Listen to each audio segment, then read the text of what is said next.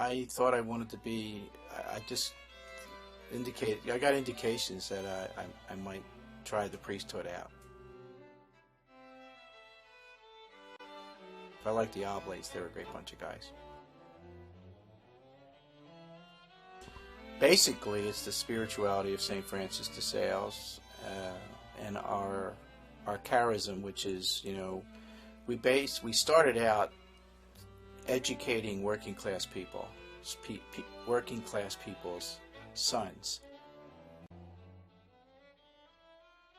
Well, one of the things that attracted me to the Oblates was the fact that they teach in high schools and they work a full day, sometimes more than a full day. When I started teaching as a priest, I was teaching a full day in a high school, taking activities, and then working nights in the school too, usually with rehearsals because I used to do in the shows, or when I was a scholastic, I used to moderate athletic teams. So we were basically worker priests, and we still are. We have jobs, we collect a salary, like anybody else. But we also spend time in prayer. We say prayer together sometimes 2-3 times a day. And of course we have Mass every day.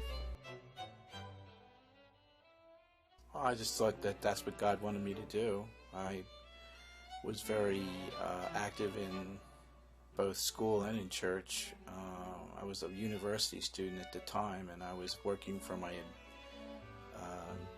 Catholic Student Center. They called it the Newman Club back then at the University of Delaware. And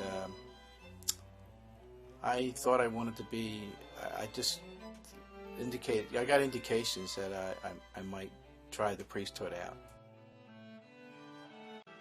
I entered the Oblates in 1966 at 20 years old, and I was ordained in 1973. So that makes me about 35 years a priest this year. Takes about, for a college graduate, it takes about, trying to think, 7 years to be an oblate priest, because you have to study. Well, you have to finish your college, you get a degree.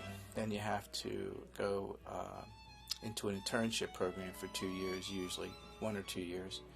The novitiate, which is a complete year of spirituality, learning about the spirituality of all the Salesian writers, Francis de Sales, Jane de Chantal, and all those people, Father Brisson, Mother Abiat. And then at 4 years of studying for the priesthood, 4 years of graduate school. Anybody who would want to serve God, and serve His people, and have a devotion to the church, and wants to have a special relationship with God, Jesus Christ, the Holy Spirit. They founded these schools during the Industrial Revolution in France, when there were an awful lot of kids, parents who were working in factories to, put food on the table, running around in the streets, not doing anything, becoming hoodlums, members of the hood. And so these two people started schools. Father Brisson and Mother Avia started schools for them. And then the Oblates and the Oblate sisters spread throughout Africa and America and throughout the world.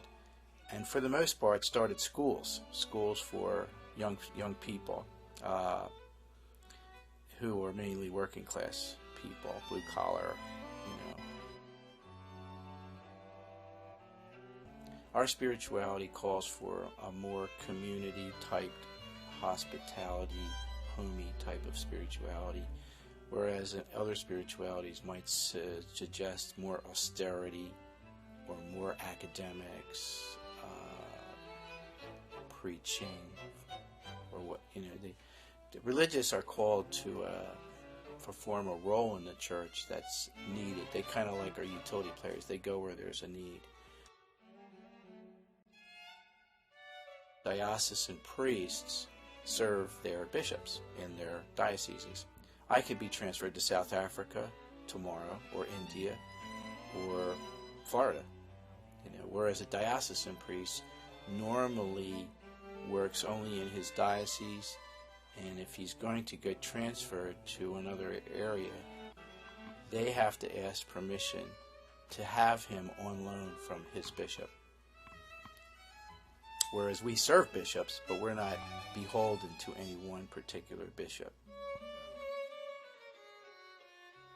I am one of the moderators for the study abroad, short-term study abroad trips.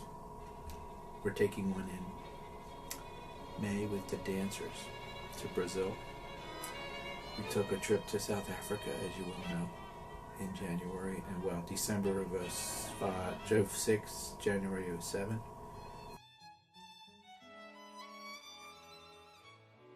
Italy, Germany, Switzerland, France, Ireland, England, I'm trying to think, Spain, and Portugal, Russia, Ukraine, Asia, Hong Kong, Philippines, Hawaii. I have gone to New York. I've taken a trip to Ireland. I go to the movies. I go to games, both professional and collegiate, with the students, but I also with my brother Oblates. We get together and we do a lot of things together. Like for the longest time, it was a large number of us that would get together for a ski weekend, and we'd go skiing somewhere. And then there's a whole bunches of us that go golfing from time to time. There was a group, and there are groups that like to go out and see the opera, shows, plays. We make sure, you have to have a balance. If you don't, your life gets a little tense. So you kind of have to loosen the bowstring. You can't keep the bowstring taut all the time, as they say, or the string might break and the bow won't be effective. Well, it's the same thing, our life. If our life is just work, work, work all the time, it just doesn't help. It becomes too tense, and we become too tense. So you kind of have to relax, just like anybody else. Pray. I mean, the main thing is pray and read, stay close to the Bible, the Scripture. What I would tell young people, one young person, is no matter what you do, okay, in order for it to be meaningful, you have to make that decision. You just can't fall into it, or you just can't, it can't be automatic. Or you can't say, well, I'll try this for a while and then I'll get out. Like, after I made my final vows, I knew that was it. I'm in for the distance. I'm there for the whole time. And I think people have to realize that about especially things like marriage and some professions that are very important, for people.